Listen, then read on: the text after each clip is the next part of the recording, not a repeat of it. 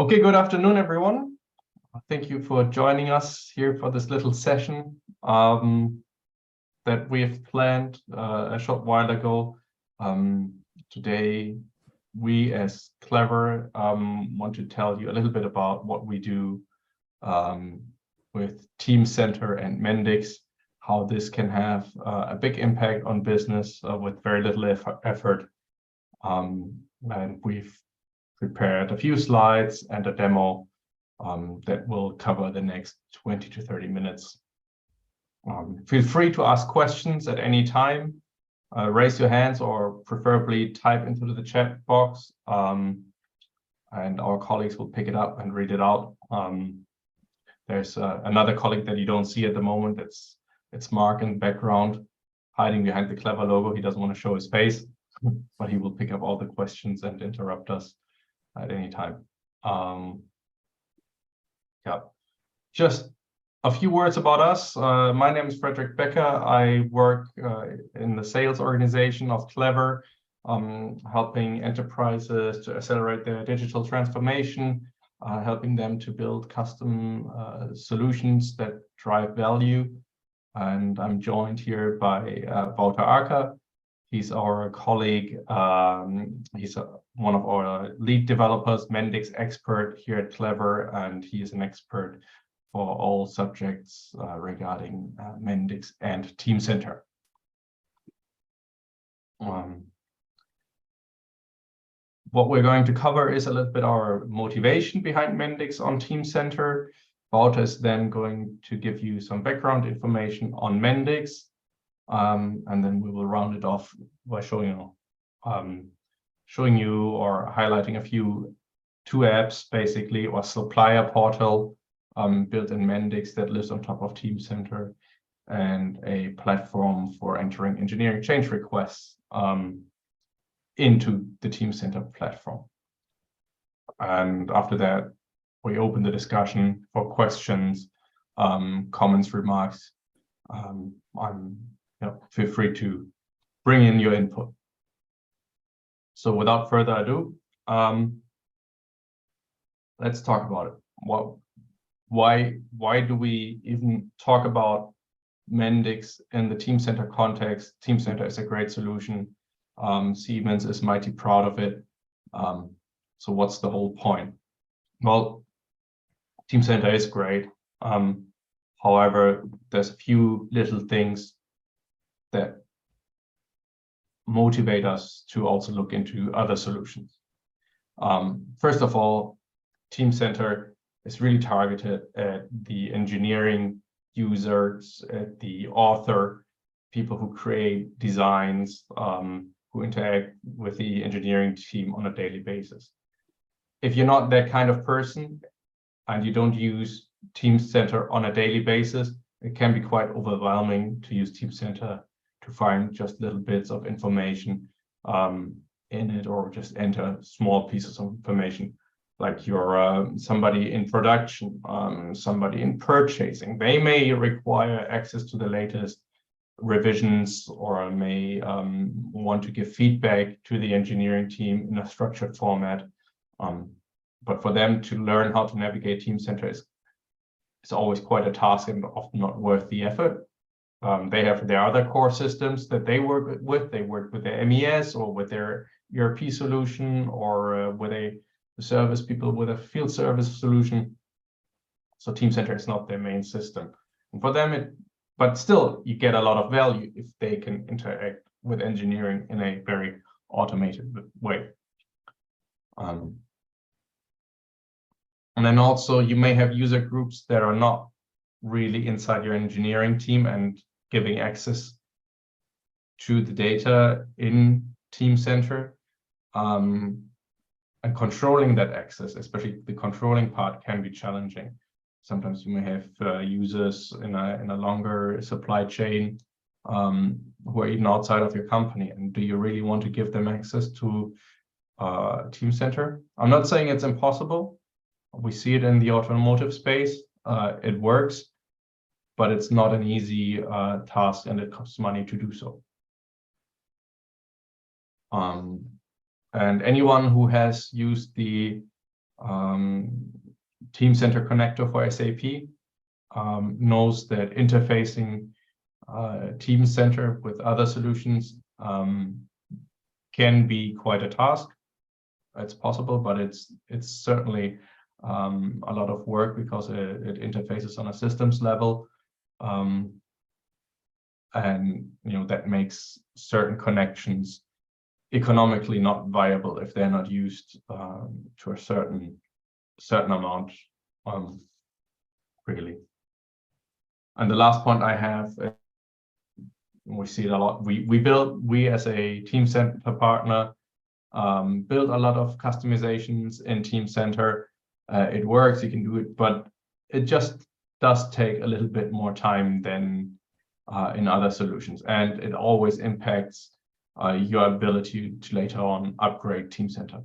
So these are the challenges we see with Teamcenter, which doesn't make Teamcenter a bad product, but if you could overcome those challenges, you would have some strategic benefits to your company, and to make your journey to being a fully digitalized company a little bit easier if you could overcome those challenges. So this is really our motivation for using Mendix, because in Mendix, the platform Mendix, you can easily build intuitive user experiences that do not need any training, any explanations. They can also look great if the design matters to that user group. You have super granular control of who can have access to what outside the company, inside of the company. That's no challenge in Mendix, and interfacing is one of the core strengths of Mendix. We often interface Mendix apps with a lot of different systems and aggregate the data from the different systems into one screen for the user, or make it actionable for a user. And one of the beauties is it's extremely fast and cost efficient to implement new features, and at the same time you're keeping the core clean. Mendix users with Mendix you can easily use a microservice architecture, so you don't need to bend the standards of Teamcenter. You can still maintain your upgradability for Teamcenter. So this is really our motivation, but this very high level. I'd like to hand over to Wouter now to tell you a little bit more about what Mendix actually is. I've told you a little bit about what it does, but what is it actually? How does it work? So Wouter, the stage is yours. Thanks, Fred. Yeah, so Mendix. Yeah, Mendix is the all-in-one low-code application development platform. It's the platform with the biggest set of skills and tools supported by the platform, and a few of them are summarized in this chart that's currently on the screen. And you can build a wide variety of solutions, business solutions, on the Mendix platform. And Mendix is a Siemens product together with Teamcenter. And I will highlight a few of the capabilities of the Mendix platform. The first being the application development capabilities. And so obviously, this is the core of what makes it a low-code platform. So all the elements of the building a business solution in Mendix are done in a low-code manner, which means that basically everything is developed in a drag and drop manner. Not only the logic, which you might know from Teamcenter with the workflow editor, it's also a visual tool, but also the pages and the data structures are all developed in a low-code and visual manner. So that means that you have a full control of your application without writing any actual code. And this is a great, this is the primary feature of the Mendix platform, because it allows you to quickly develop new business solutions way more rapidly than you used to be with high code solutions or by customizing existing core applications. The second capability I want to highlight is the ability to make tailored experience for any kind of use case. So they have this means basically that you can scale up or down the user interface from mobile up until to tablet to laptop to desktop, and make sure that the user experience on those devices is seamless and can be easily used by any type of user. And the third capability of the managed platform that I really want to highlight is the ability to connect to any kind of key data source in your company. First of all, of course, Teamcenter, where Mendix offers a Teamcenter connector out of the box, as both of them are Siemens products. This integration is seamless, and which means that you can retrieve items, all the attributes that are stored from item revisions, interact with workflows, etc. But there is also a wide variety of connectors available with other third-party systems. For example, a wide variety of ERP systems like Microsoft Dynamics, as it's currently shown on the slide, but also SAP, Salesforce, Oracle, whatever system, big system you can think of, there is a connector available, or you can quickly develop a connector in a low-code manner in the Mendix platform to the core system that's already implemented at your company. But what do you use it for? Why? What type of applications can you build with the Mendix platform? Well, we can basically summarize it in three different categories. The first being the digitalization of customer experiences. So this can be all kinds of SaaS solutions, onboarding solutions, business to consumer mobile applications, self-service portal. Any application where you need to interact with an external party, a customer, a supplier, a business customer, or a real customer. You can build all kinds of solutions in the Mendix platform, which makes it easy for the supplier or the customer to interact with you, to do some self-service in a portal environment. The second type of application is an application where you can automate parts of your business processes. So these are typically applications that are tailor-made for a specific set of end users that execute a specific business task. What we typically see is that there are end users in the company that need to access multiple systems to execute the day-to-day tasks. So what we often do in Mendix is build a solution on top of these systems, and it's also often called bridging the gaps between the systems, and aggregate data from multiple systems in one system to make it very easy for these business users to execute the day-to-day tasks. So this can be all kinds of complex budget approval systems, incident management systems, plant maintenance, or logistics and shipping management systems. But this list goes on and on and on. And the third category of systems that we typically see is a way to modernize core systems. So this could be, for example, an application on top of an existing SAP solution where the default SAP interface isn't sufficient for a certain set of users inside your companies. But of course, the same could be said for Teamcenter. So you can put an application on top of Teamcenter where, like Frederick already introduced, the Teamcenter interface is great for engineers, but maybe there are a certain set of end users inside your company that still gets business value out of using the Teamcenter data, but the data is currently not displayed in such a way that it's easy for them to use.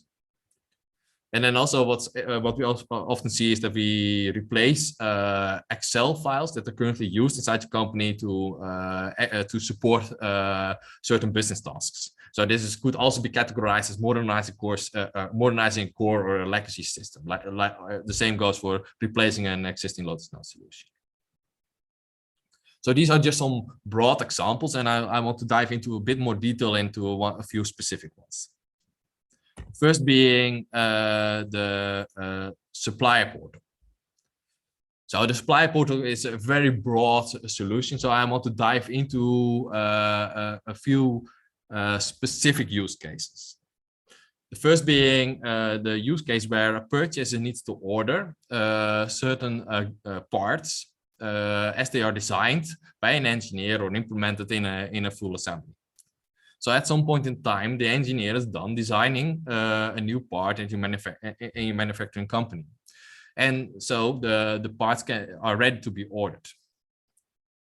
What happens, what I see now happening is that either you give your purchasers access to Teamcenter, and then what Frederick already introduced is that what we see is that it's not the day-to-day system to use, so they don't know exactly what revision to look at, how do I navigate in Teamcenter, etc.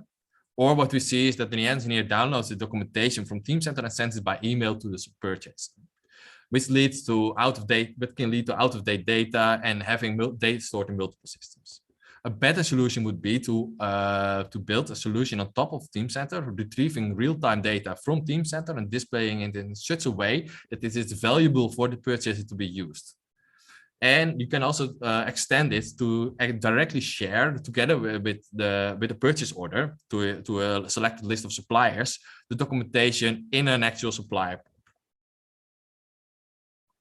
A second use case that relates back to the supplier portal is a bit later in the engineering or in the PLM process, is where the actual goods are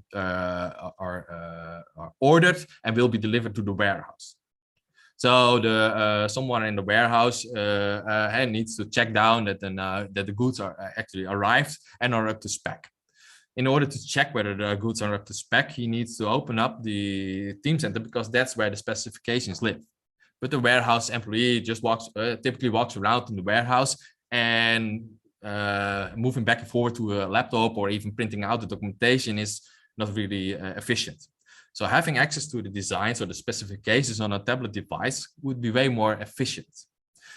And then together with the supplier portal, because typically what I see is that next to the actual delivery of the part in the warehouse, there is also a list of documentation, test reports, quality reports, serial numbers that are delivered together with the actual part in the warehouse. So you can also extend the interface of the supplier portal once again to give the supplier easy abilities to upload these kinds of documentations and link them directly to the items as they are stored in Teamcenter. The second use case I want to demo, and which I actually want to demo, is a problem and improvement note solution that we built for Uptime. So this is a small Mendix solution that we've developed in only 10 days. So this also shows the quick development lead time of a Mendix solution. This one is also integrated into Teamcenter, and it actually uses a mobile device. The use case is that at Uptime, like in many manufacturing companies, the problems happen along in the whole manufacturing process. Can happen along the whole manufacturing process. You actually want people actively in your company to notice and to notify you about these problems, because then you can act upon it and quickly mitigate the problems. At this, up until a few months ago, the Uptime just used email or verbal communication to inform people about the problems. But this has an obvious drawback that there is no process in place to track all these problems or improvement notices, or the PIN in abbreviated. So we built a small solution where everybody at Uptime, regardless of whether they are an engineer or have access to Teamcenter, can create a PIN, and it will be stored back into Teamcenter, and from there on manage in the context of the engineering process. I will now try to share my screen on my mobile device.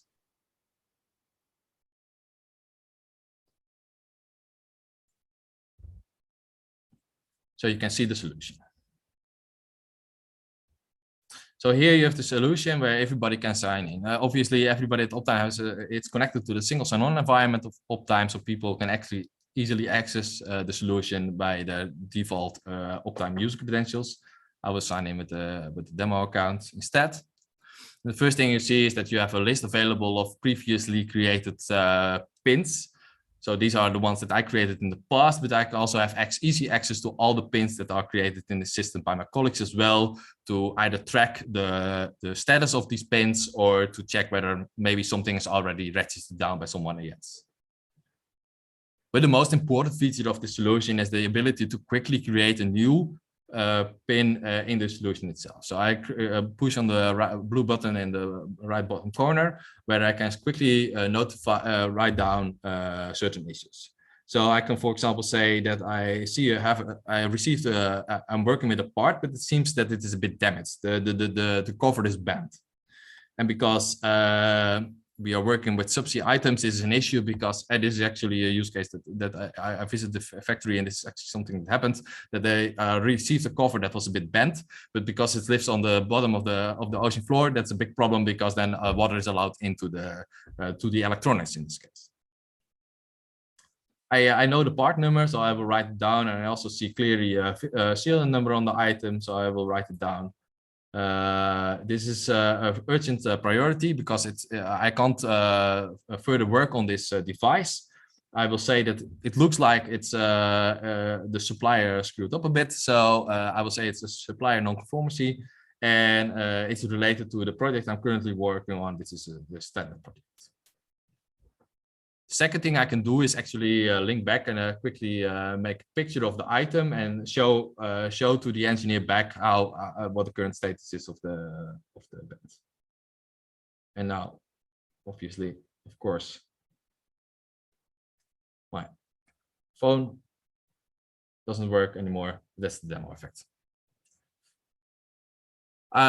So after you've taken the picture, it will be linked back to the actual item and stored back in Teamcenter. So I can now switch over to Teamcenter and show you just to quickly.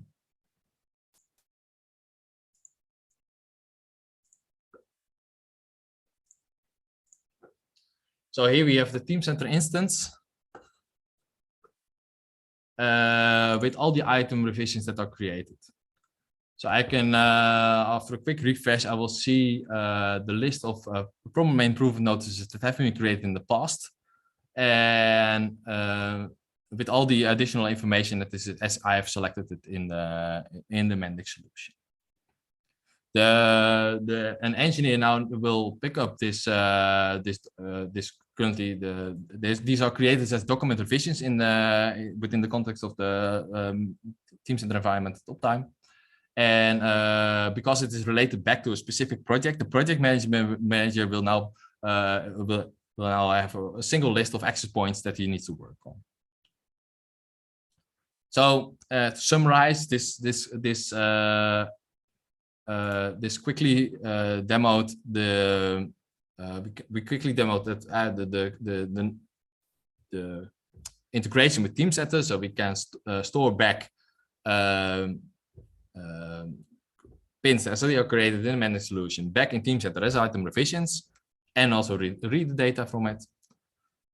We have a nice mobile user interface which would otherwise not be possible or not easily be possible when usually Teamcenter directly. And the lead time of building such a solution, including the interface with Teamcenter, is very short, naming a 10-day time of development. So back to you, Frederick. Thank you, Wouter. That was great. Yeah, so that was basically it from our first glimpse at what you can do with Mendix on Teamcenter. There's a lot more use cases that we can do. We can talk about the, for example, configuration tools.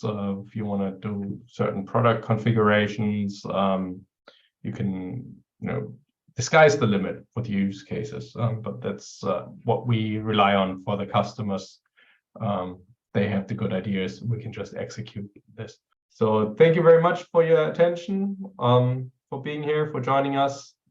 And we hope to see you again, maybe on the Realize Live or other events. Come and meet us. And let's stay in touch. Thank you very much.